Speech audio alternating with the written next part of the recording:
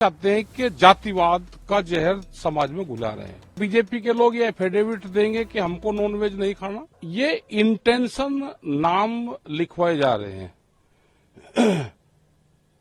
जो सरकार है बीजेपी की, ये चाहते हैं कि जातिवाद का जहर समाज में घुला रहे हैं। क्या जो हिंदू समाज के लोग हैं वो नॉनवेज का इस्तेमाल नहीं करते? क्या बीजेपी के लोग ये एफिडेविट देंगे कि हमको नॉनवेज नहीं खाना? क्या कल सब जगह ये चीजें नहीं जाएगी? स्कूल में भी जाएगी, किताबों पे भी जाएगी, ब्लड बैंक में भी जाएगी, हर जगह क्या जातियां लिखी जाएगी? सब भारतीय हैं। जिसको जो इस्तेमाल करना है वो कर सकता है। और ये सबको पता है कि ये महीना जो चलता है इसमें नॉन वेज का इस्तेमाल करते नहीं। जो कावड़ मार्ग है उसमें कोई बनाता ही नहीं, चाहे वो हिंदू हो या मुसलमान हो या किसी के भी ढाबे होटल हो, कोई बनाता ही नहीं। सबको पता है उनकी बिक्री नहीं होगी, उनका होटल बदनाम हो जाएगा। लेकिन किसी आदमी को पर्टिकुलर चिन्हित करना वो इत्तेफाक नहीं है, वो इंटेंशन है। और ये मुजफ्फरनगर ये जो पूरा क्षेत्र लगता है, पहले ये 2013 में ये चीजें झेल गया, तो अब नहीं लगता कि इसमें दोबारा यहां पे कोई ट्रायल होगा। उनको कोई और इशू नहीं मिल रहा तो कह लगे यही ले लो, फिर हिंदू मुस्लिम का राग अख्तियार कर लो। यहां तो 6000 मुकदमे लोगों ने झेल लिए, कोई उनको छुटाने नहीं आया, अपने आप समझौते करे लोगों ने। और जहां तक कावड़ मार्ग है वहां पे मुस्लिम समाज भी काम करता है, वहां पे वो सेवा करता है, वो करता है। क्या पुरकाजी में वहां का जो चेयरमैन है वो मुस्लिम है, अपने हदबंदी से दूर जाकर भी वो पूरा काम कर रहा। क्या अपने काम पे भी लिखना पड़ेगा कि मैं मुस्लिम हूं और मैंने सारा काम में करा? जितना लाइटिंग का जितना काम है पुरकाजी से वहां से लगाकर बॉर्डर से सारा वही करता है, तो उसको भी सम्मानित कर दो।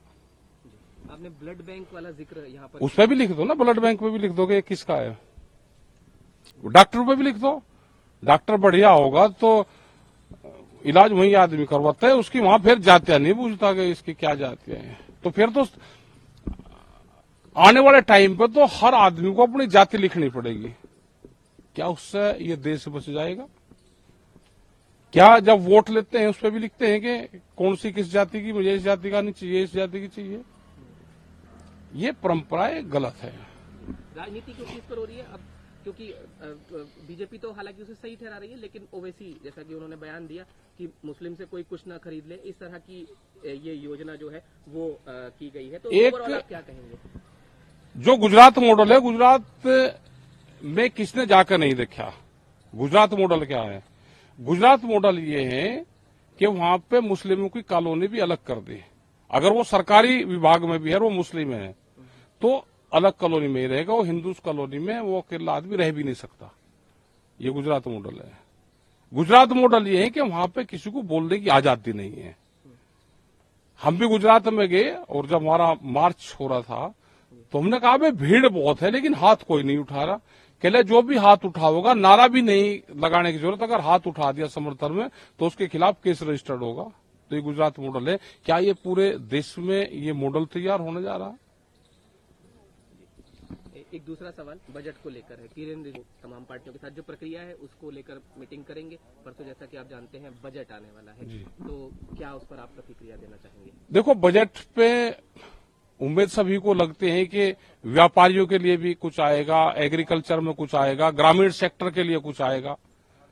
लेकिन ये जो सरकार है ये व्यापारियों की सरकार है, तो उनके लिए तो उद्योगपतियों के लिए तो आ सकता है, लेकिन दूसरे लोगों को, आम पब्लिक को कैसे उससे पैसा निकाला जाएगा ये योजना आएगी। उस पर कर्जा देने की तो योजना आएगी, न फसलों के दाम का आएगा, न रोजगार आएगा कि रोजगार हम ज्यादा देंगे, अग्निवीर जैसी योजनाएं आ रही है।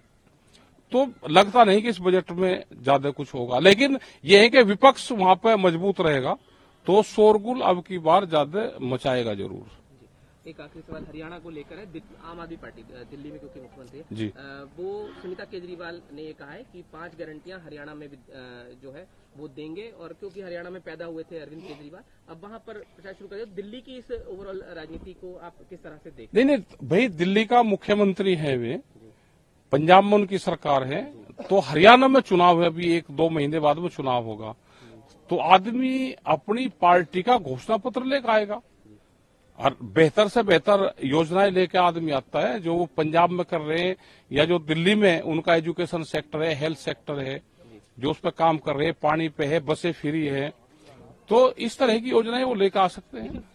फ्री वाली बात पर जब बीजेपी सवाल उठाती है, आपने तो खुद देखा है कई बार, आपने उस पर प्रतिक्रिया भी दी है, तो क्या कहेंगे? फ्री बिजली, फ्री नहीं, क्यों ना दे भाई, सरकार है उनकी, क्यों ना दे। ये भी तो कंपटीशन में छत्तीसगढ़ में, ये कंपटीशन में बीजेपी की सरकार है और धान पे ज्यादा रेट दे रहे हैं।